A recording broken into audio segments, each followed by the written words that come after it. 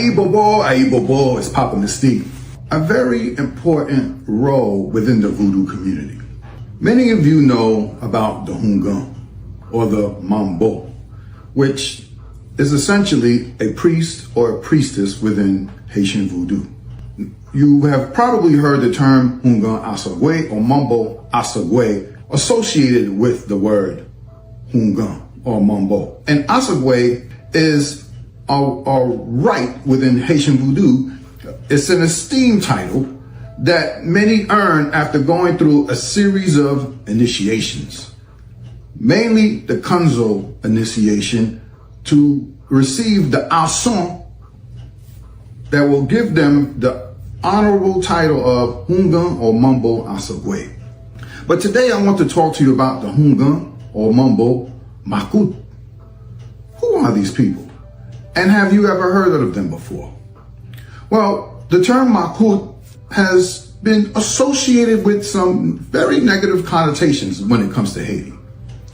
The Tonton Makut, when we were younger, we used to hear in Haitian folklore that the Tonton Makut would come and kidnap you if you weren't good. The Tonton Makut meaning a boogeyman that had a straw bag. And that's essentially what Makut means. It means a straw bag. There are also the Tonton Makut, which was associated with the Duvalier regime, which was the secret police. That there are many stories that they went around making life not so easy for a lot of people. And so when we're talking about the Hungan Makut or the Mambo Makut, outside of Haiti, they don't tend to get the recognition that a lot of other Hungans or Mambos get. And that's because culturally, people don't really understand their role. Unlike the United States, Haiti doesn't have urgent care on every corner. And so the Hungan Makut or the Mambo Makut, they play a very important role. They go around the community that they're from and they heal people. They walk around with a makut, which is a straw bag, and inside of this bag they have all the things that they may need in order to treat someone. Whether it's leaves, some type of potion, tea, powders, they have it within the bag in order to treat ill or sick people. This is the traditional doctor in Haiti. In every community, you may have a Hungan Makut or Mambo Makut who this is their role. And in actuality, they wear many hats within the community. They don't just treat people, they play many different roles, important roles within the community. So Hungan Makut is an important person within the community. And their voodoo is more so of a familial voodoo. It's a voodoo that has been handed down from their family ancestors. And so a lot of their rituals and traditions are from their family lineage. And that may be their spiritual lineage as well. Many of these familial types of voodoo have specific law that come with the land that they're serving on.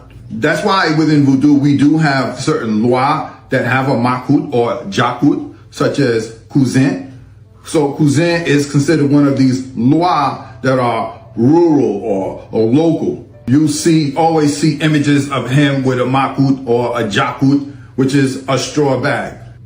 The Hungan Makut, Mambo Makut, they play a very important role in Haiti. In fact, most of Haiti knows the role that these people play. Even the late President Jovenel Moïse, he once spoke about Haiti's relationship with nature and how they use fae in order to treat people for sicknesses and disease. Check this clip out. But Moïse says there is a relationship Haitians have with nature that protects them, and a plant that produces certain tea called asosimo that's made with ginger root. I'm telling you what I've witnessed, he says.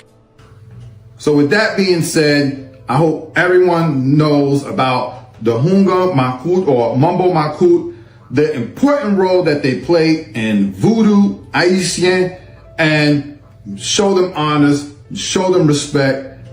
AYIBOBO.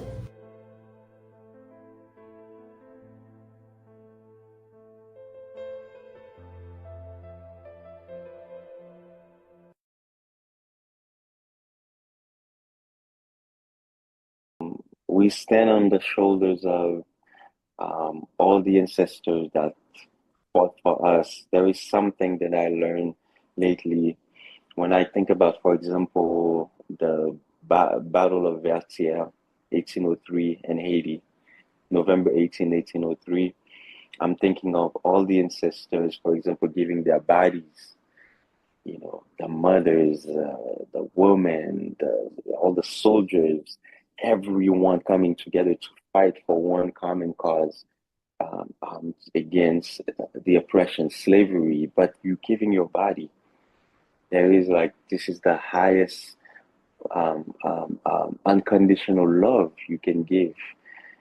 To me, that's yeah, this is it. This is I'm standing on the shoulders of all these people and all the bodies that were breaking and flesh and all of that. That's what we're standing on today, to keep on singing for them, continue the tradition, continue the movement, the dancing, the singing, to remind ourselves of who we are.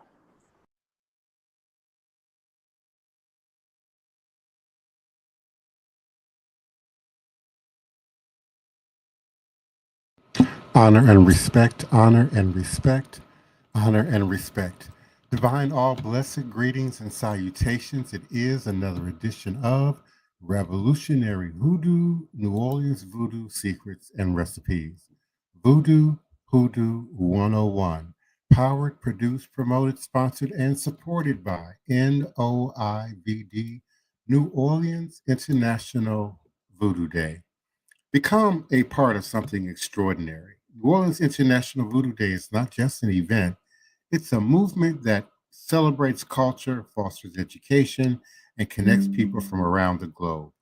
By sponsoring this event, you're supporting a tax deductible cause that preserves heritage, uplifts art and education, and fosters healing within the community and beyond. Your sponsorship goes beyond promoting your business. It demonstrates your commitment to cultural preservation and education while supporting a unique event that brings international recognition to New Orleans. Events like symposiums, art exhibitions, sacred processions, global speakers offer unparalleled opportunities to honor history and inspire a brighter future. Supporting an event like this means empowering a community, enriching cultural understanding, and making a meaningful impact on the world. It connects your brand to a celebration that values unity, diversity, and progress while helping preserve traditions for generations to come. Join us in creating a legacy. Explore our sponsorship tiers and help us make New Orleans International Voodoo Day an unforgettable event. Together, we can uplift a community and inspire the world. And we certainly appreciate your continued support and participation in this live 9 p.m. U.S. Central Standard Time, weeknight, Monday through Friday podcast. Greetings and salutations to you and yours, Lisa Mercado. Thank you so much for joining us. We certainly appreciate you. Thank you kindly, D Goddess 9305. We certainly appreciate your attendance and support. Greetings and salutations to Ray Alexander, and we certainly appreciate your continued consistent support and participation in this live podcast. And greetings, Daniel Neal. We certainly do appreciate you. And I will be unmuting our co-host momentarily, the Queen Mother, Sister Toni Val Martinez, community activist. Elder Reggie Greensoap, founder and leader of Shrine of the White Cloth, also a member and administrative co-administrator of NOIVD, New Orleans International Voodoo Day, and La Source, as well as Bianca Johnson Plessy, faithful member of La Source and team member for NOIVD. Thank you so much for your continued nightly support and participation. When we last aired, we were continuing a discussion on ancestors, ascended and elevated ancestors. And tonight, we will continue discussing some of the ancestral masquerades that are performed in West Africa and now throughout the Pan-African diaspora. In West African traditional cultures, particularly among the Yoruba people, the Galede, Gelede, Galede, is significant cultural practice that honors female ancestors and deities. Here are some key points about Galede mask.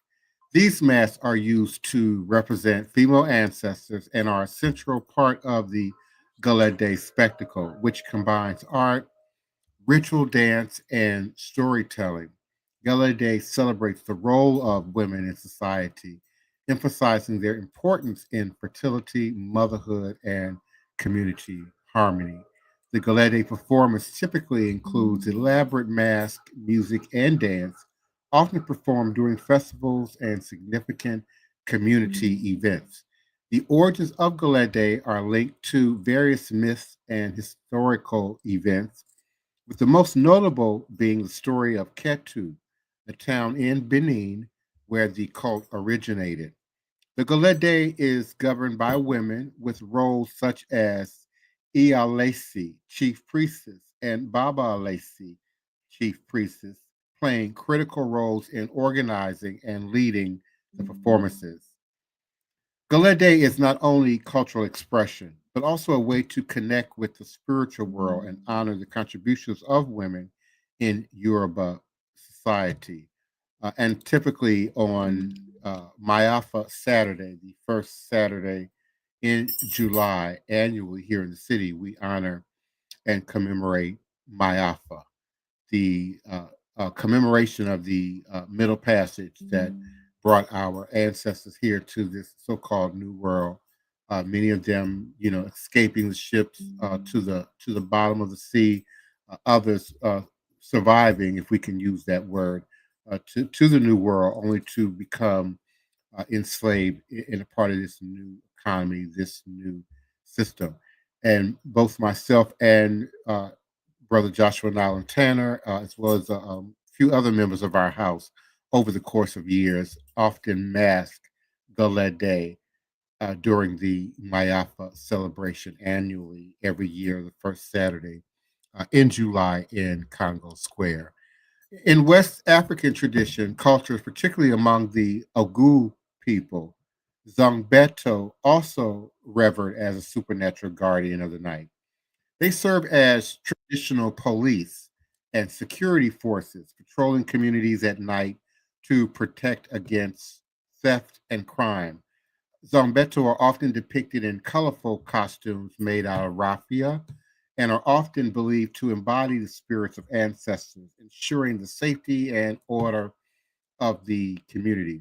Sometimes they are referred to, based on just what they look like, as whirling haystacks. They look like a large haystack of raffia, if you will, and they perform elaborate rituals and dances to ward off evil spirits and maintain social harmony, playing a crucial role in the spiritual and social fabric of West African societies. Ancestral spirit masquerades are just one type of ancestral masquerade. Ancestral spirit masqueraders, dancers embody ancestral spirits and perform rituals to honor and protect the community. Animal spirit masqueraders in Mali, for example, the Taiwara spirit masqueraders carry animal masks, imitating the movements of wild animals to promote fertility. A Chiwara, also Chiwara, Chiwara, or I'm sorry, Ciwara, or Tyiwara, Chiwara, of the Bambara people, is a ritual object representing an antelope used by the Bambara ethnic group in Mali. The Chihuahua Initiation Society uses Chihuahua masks as well as dances and rituals associated primarily with agriculture to teach young boys, Bamana men, social values as well as archae- agricultural techniques. The Makisi dancers, representing ancestral spirits, They assist in initiation rites and other community celebrations. Mikisi dancers are part of the Mikisi Masquerade, a vibrant cultural performance in Zambia that culminates the Makanda initiation ritual for boys aged 8 to 12. This ritual, celebrated by the Vaka Chiyama Cha Makwamaya communities, involves a symbolic separation with boys age 8 to 12. This ritual celebrates their coming of age, often with separation, often from 1 maybe to even 3 months of time in isolated separation in the bush. And the Makisha, representing ancestral spirits, perform mass dances, symbolizing the tradition from childhood to adulthood, guiding by specific characters associated to each initiate. The Makishi masquerade is a significant aspect of Zambian culture, showcasing the country's rich traditions and the importance of spirits and their um, ability to intercede, intervene, and interact in our daily lives. And as I draw the reading for today to a close, I'm going to end with the Ikpel Weme masqueraders, Ikpel Mewe, Weme, known for their richly colored costumes and elaborate masks.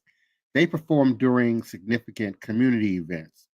The Ikpel Weme ancestral masqueraders of the Afima people of Bendal State, Nigeria, wear richly colored, close fitting costumes with face masks and elaborate headpieces of embroidered cloth, which allow for a dance that accentuates and accelerates into a climax of rapid, abrupt movement. These masquerades play a critical role in rituals, ceremonies, and social interactions within West African societies.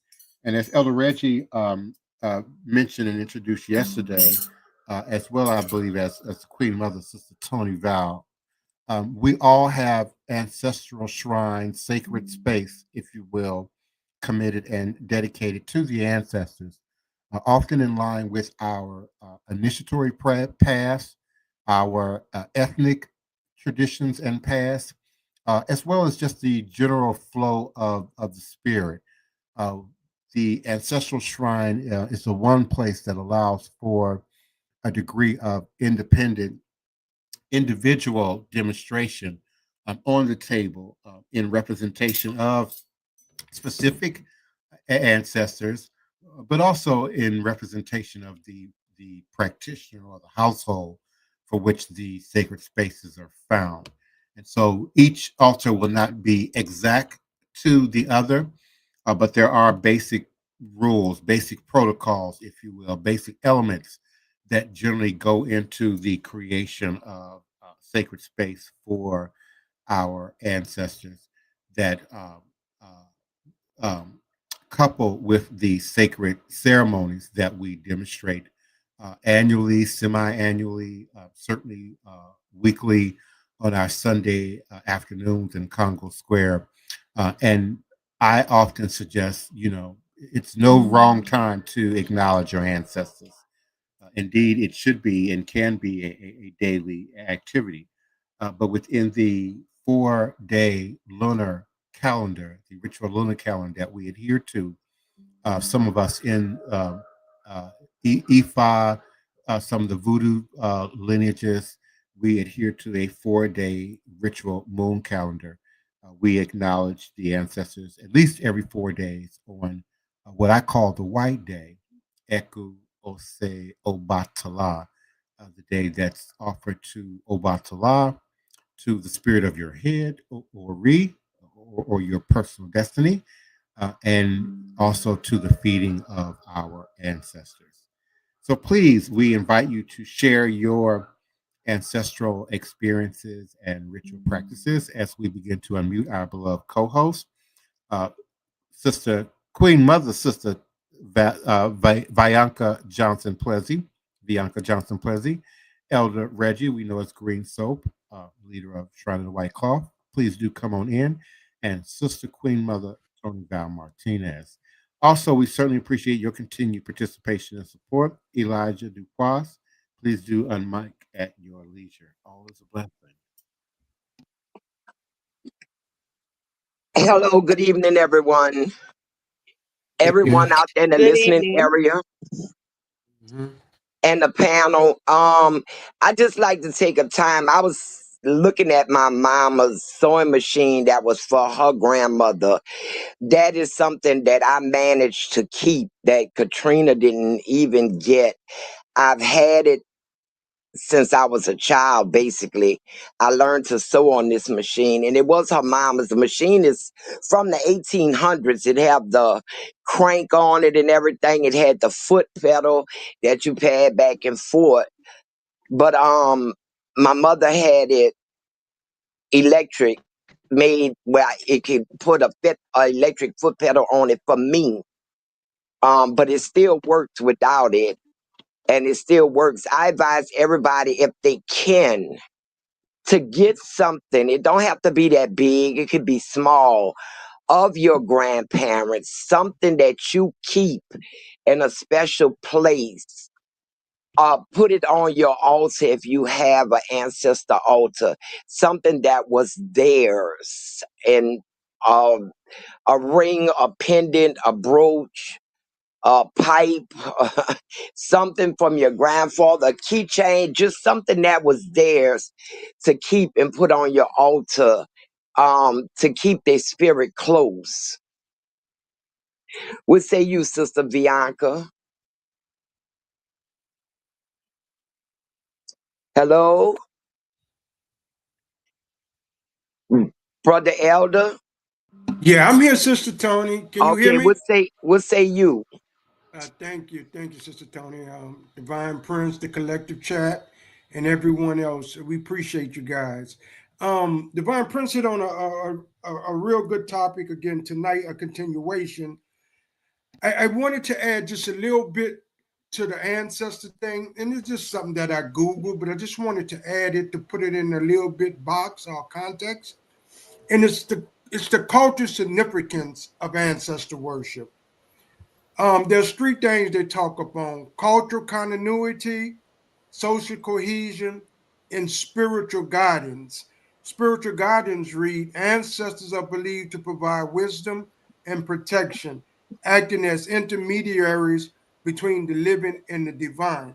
And the reason I wanted to bring up the spiritual guidance, in the reading Divine Prince done tonight, he brought up the Embetos. The Embetos look like grass. It looked like a grass hut twirling and dancing.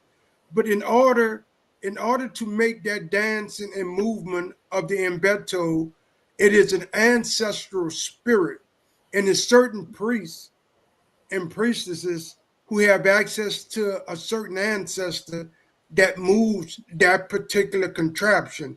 There's not a human body within those. I've seen them personally, touch them, explode them, the whole nine bit. They are real, but that is ancestral energy that is moving those. And if you get a chance, Google it, look it up on YouTube or whatever, and watch the Embetos as they do their dance. That's what I wanted to add. I'm fascinated by them. I watch them on YouTube and I be staring. I mean, I am totally fascinated by them and the different ways they move and how they move and I'm just fascinated by them.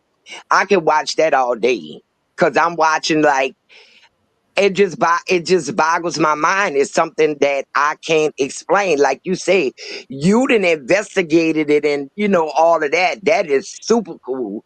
But me just looking at them, I'm fascinated by them. Yes. And But I yeah, just want to mention that I too have my mother's mother, her sewing machine. I also have her one of her jewelry boxes um, from when she, oh, from when she passed back in. you have your grandmother's sewing machine? Yeah, I have her sewing machine and her Oh, that's jewelry box. cool. Hmm. And to me, a sewing machine is good when I thought about it because it creates. You create with a sewing machine. I don't use the sewing machine. I haven't used it in, oh Lord, years, but it's in a beautiful cabinet, and I have it, and I look at it every day. And every time I look at it, that's a thought about, my ancestors. It make it come to mind. I'm like that. If somebody give me a gift, like a lot of people had given me masks to go on my wall, African masks. And every time I look at that particular mask, I would think about that person. So, that keeps them in the forefront of your mind. Mm-hmm. But Sister Toni, I also would like to add with the sewing machines and other relics we may have from ancestors and loved ones, it is the energy in the ashe of them using it daily, weekly, or monthly. And once they move on to the other side, the energy imprint is still on that item. And that's a way of still feeling their presence somewhat. So that's a good thing. If Yeah. you can hold on to anything like that. I'm a little hurt because I lost everything in Katrina. I lost from my relatives, like I lost it all. But I Wow. didn't know Katrina was going to be that devastating. Nobody I did. did, yes. So I'm sorry, Elder that's Reggie. what I say. Yeah, if you still have anything of that nature, cherish it and know that the ashe is within those items. I was on the second floor. That's how the water didn't get up into my apartment to damage, the sewing machine and stuff like that. Yeah. Now, if I could talk just a little bit, of course, I was a New Orleans fireman, and I was stationed at the Port of Invocation right quick on Portland Avenue. My house was in the lower ninth ward. By 5 o'clock that morning, when day broke, I stepped on the third floor in the Port of Invocation, and the whole lower nine was underwater. I just broke down and lost it. But I had to gather myself back to go help rescue people. But I just knew I lost everything, and I did. Yeah. Yeah, man. We're just thinking about that is hard. So many people lost so much. That's why I'm glad I still have pictures and I still have that, because so many people weren't blessed like yourself to be able to keep something. And that's why I tell an audience out there, if you can, please get something. It doesn't have to be large, that you could put in a jewelry box, a sacred box that you could keep and show your children and pass Mm-hmm. it on to them. Mm-hmm. I And already certainly got hold stuff on my to the kids know what's passed on to who. Who and gets Mm-hmm. certainly what. hold on to those obituaries. It's amazing the wealth of information that we often don't know about our Mm-hmm. family until it shows up in that printed, obituary. Some people don't Mm-hmm. even know the family's real legal government names until they see it printed, in those obituaries. So even if you don't, attend the funeral, begin to develop a relationship with, your family members, your extended family members, and ask for those obituaries. Yeah, Mm-hmm. that's a good idea, because they are like a family tree of at least 2 to 3 generations of that people Mm-hmm. relatives.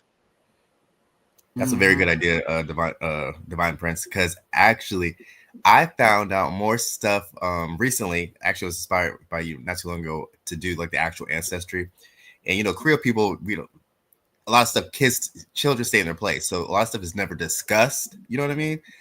I found out that I had relatives and that my grandparents had marriages and all kinds of stuff that was never discussed in my entire life prior to the family that I know, and we still have not talked about it.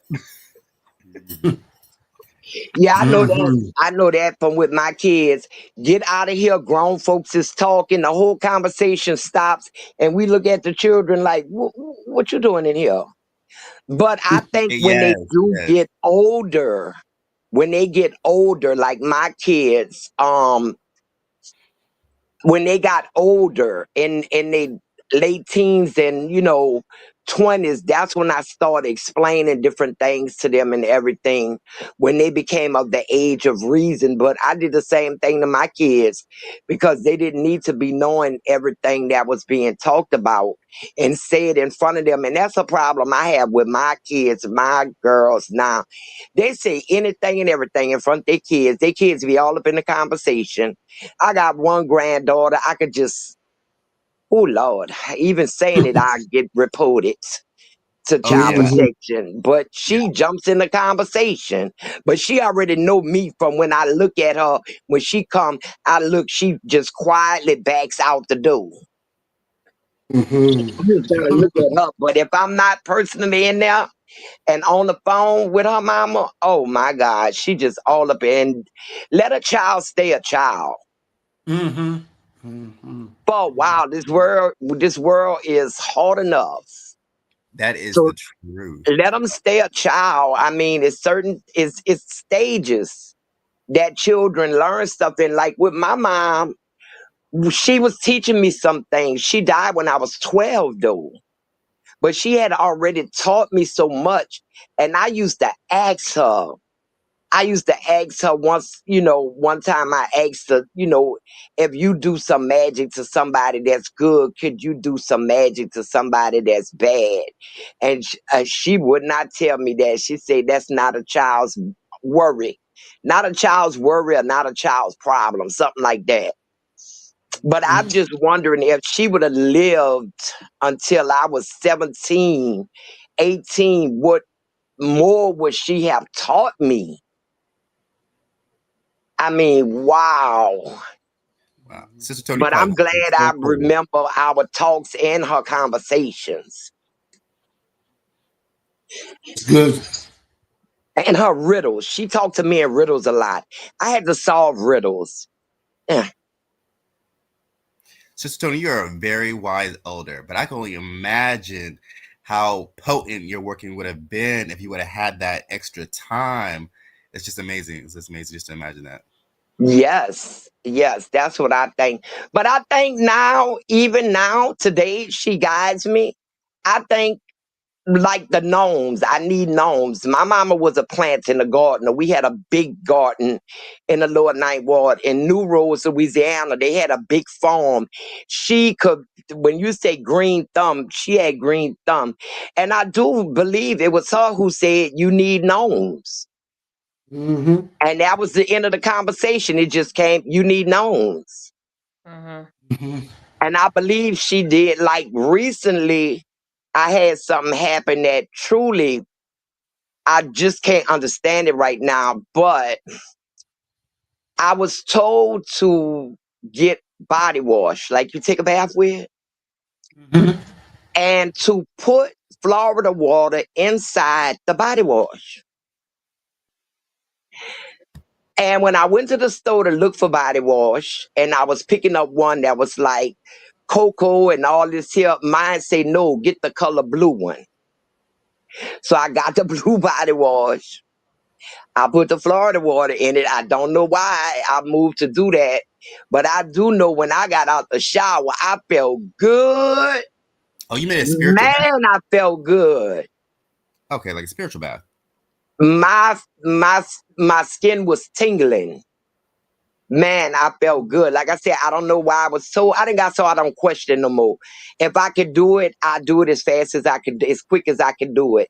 If I have the funds and it's something I need to buy, I'll do that.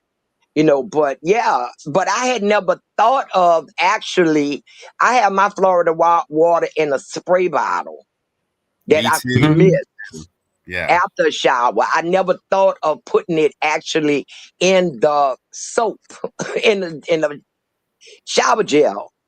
I had never thought of that, but it felt really, really good. So you're right, brother. That's what it ended up being, like a spiritual bath. I must have needed a spiritual bath. Mm-hmm. Well, And Sister Toni, on that particular bag, when you said the blue, we all know of the Hank blue, and once again, we have spoken of bluing before, but yeah, blue itself is always a portal to the spirit world, and then you brought in the Florida water, There's one little thing I would add if you could do it, if you could, and that is get yourself a pendulum. You know, the ones that go from left to right, yes, no. Yeah. Yeah, with a pendulum, you can raise your mother and you can ask yes, no questions. Yes. And that's Yeah. a form of divination from a hoodoo ancestral perspective. If you just want some yes and no's on some certain things, or you can be like you're doing with the bear, being intuitive and just letting it flow. But if you want Yeah. some feedback, that's all I was opening up to you. No, that's a good idea. And I saw my mama use a pendulum before on a girl that was Mm-hmm. pregnant Oh, to see. see what she was having. Mm-hmm. I saw him do that, and I was just like, let me stay in a child place because I can't even much see how that's gonna tell her what it is. You'd be But surprised. Yeah. I know I love she told her. I don't know if it was what she said because I didn't see her again. But my mama told her something. I left out the room. I walked in like I was walking into something I shouldn't have been walking in anyway. So I turned Mm-hmm. around and left. But I'm thinking in my head, how the hell? You know it when you was a kid, you couldn't cuss with your mouth, so you cuss with your thoughts. Mm-hmm. Mm-hmm. I still can't around my people. Oh, But Sister Tony mhm. and Brother Elijah, if you don't mind, back to the Embeto. In order for that Embeto to move, whoever is the priest over it, he is working from his ancestors. They call them stools, but it basically is an altar. They're working from the ancestor altar. There's an ancestor who knows the magic to make that particular Embeto move. And so, even if we're using a pendulum, if you're using shells, whatever you're using, and if you have the right intention and you're working with your ancestors, they could use the tools in front of you to get the things you need done. The Embeto is like at the extreme level of it, but using the pendulum may be at a lower level of it, but it's the same principle and concept. And so that's why I would recommend getting yourself a pendulum. Yes. I'm trying to think. Um, Do I have one? you probably if you do, you probably could like make one, because I know pendant reading too, and I know sometimes they crystals on the end, all that stuff, but sometimes you can use. I know my auntie taught me how to do a reading when I was young, and sometimes you can just use some like anything that's like a magnetic or something on your necklace. Because I seen her with a ring sitting on the end of it, and Mm-hmm. have a candle on the side, and she'll ask certain questions, and that pendulum would move. Like sometimes it don't have to be store bought. I'd be amazed of some of the things she used, like a rock hanging on a chain or just a necklace and stuff, Mm-hmm. and how she can get those things to answer. Sister Tony, do you have any skeleton keys? I know some people who use that. I like to use like a lapis or aquamarine, but I do know some workers who use skeleton I keys. don't have skeleton keys anymore. I had skeleton keys, but I don't know what happened to them. Mm-hmm. You know how every time you move, you lose something, Mm-hmm. and you leave a box behind or you leave something behind.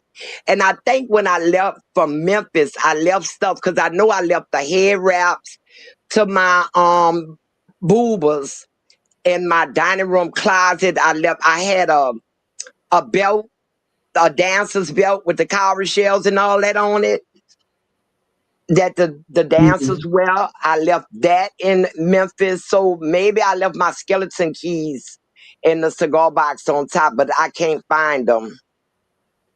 I couldn't Would find them when skeleton I keys came be back. like something you can find in thrift stores? I mean, antique stores? Yeah, and you can find them in thrift stores sometime because they go with older locks. And a lot of people are Mm-hmm. going back to putting the older door locks on the inside of their house for Mm-hmm. decorative purposes, but they need that skeleton key to open and close it.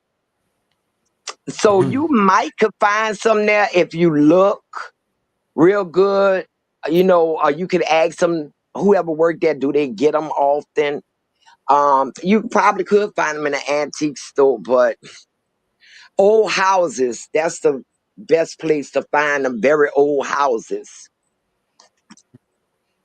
Sister But Toni, I I I didn't wish know I you only would were. have had kept 3 one of them. because I stayed at a I wish I would have kept the skeleton key because I stayed in a house that was like way back in the 1800s and they still had all the, like you said, all them old doors that had a certain key that go Yeah, in there to lock them and unlock the doors, and they still we still had like the wooden stairway, the wooden stairways that go all the way around, like wrap around to the second floor. Like everything was just so old. I was just surprised how the house was still standing after being built back in the early 1800s.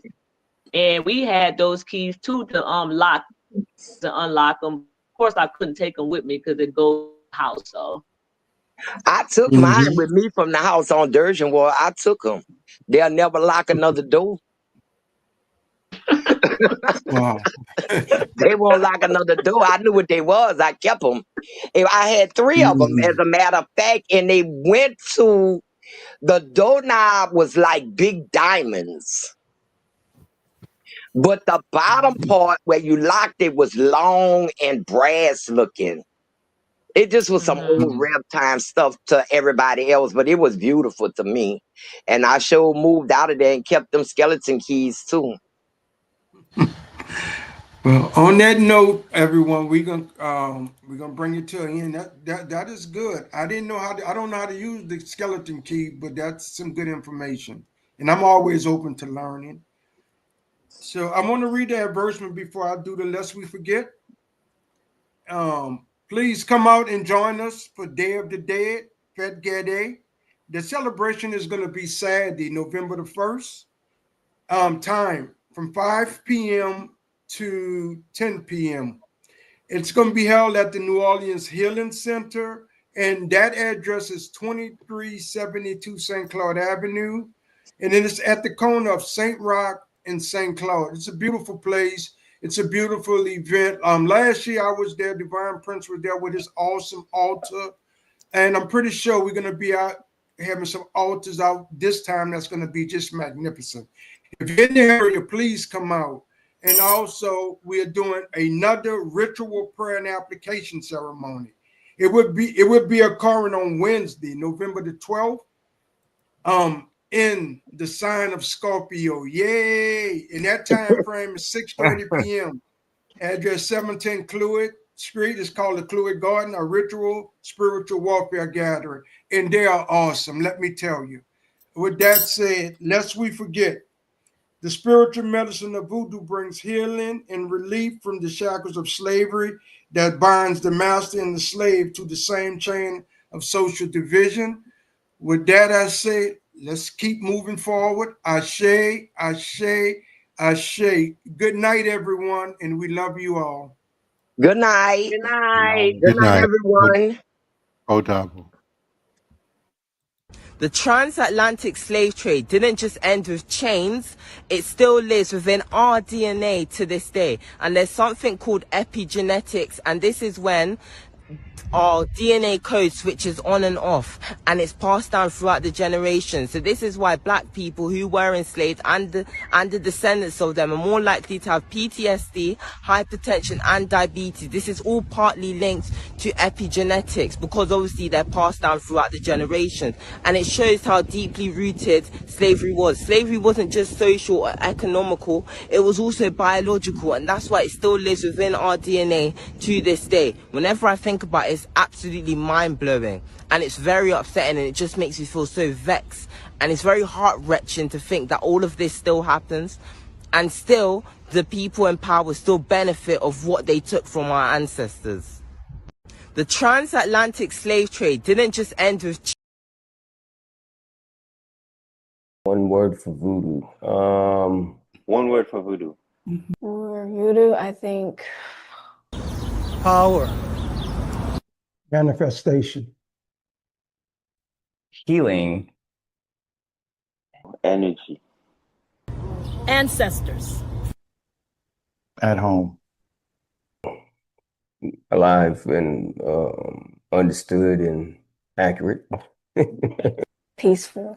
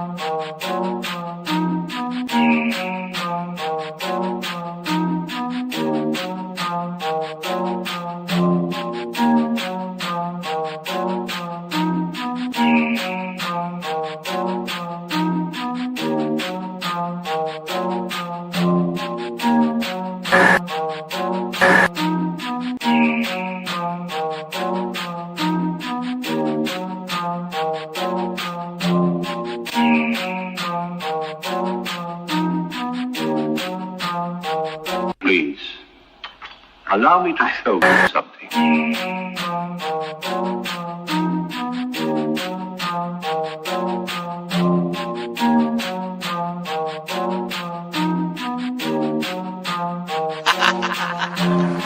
They say I'm crazy and that might be true. I got this right in my DNA, yet I'm coming for you. It's time we turn the tables, flip these motherfuckers on you. I wanna see you hanging from trees. It's time you pay for your dirt and your showtime. You created the monster, you created the beast. Now all this savagery you just gon' reap. I'm coming home, daddy, to the plantation, and I'm taking the lives of everybody, including the children, on some Nat Turner. Oh, do you hear that sound? It's about to go down. Unleash the beast, we about to tear this motherfucker down. Do you hear that sound? It's about to go down. Unleash the beast, we about to tear this motherfucker down. I met my girl Harriet at the gate. If you wanna know how she doing, yeah, she straight. But she had one question: when we gon' get up? All that talking tough, yeah, we don't walk it tough. She got it locked and loaded, got that piece up on her side. She looked me in my eyes and said, "Meet you ready to ride?" Moving forward, you gotta use both eyes. Watch your front and watch your back. Keep your hands up on your gas. Do you hear that sound? It's about to go down. Unleash the beast, we about to tear this motherfucker down. Do you hear that sound? It's about to go down. Unleash the beast, we about to tear this motherfucker down. He sit at the table, but he don't order no bacon. He greet me in those words, assalamu alaikum. Got them glasses on his face and them waves in his head. He go by the name of Detroit Red. He looks me in my eye and says, you only get one try. Know that your biggest opposition will come from the inside. I know you wanna love them all, but don't even try, because they'll smile up in your face while plotting your demise. Do you hear that sound? It's about to go down. Unleash the beast, we about to tear this motherfucker down. Do you hear that sound? It's about to go down. Unleash the beast, we about to tear this motherfucker down.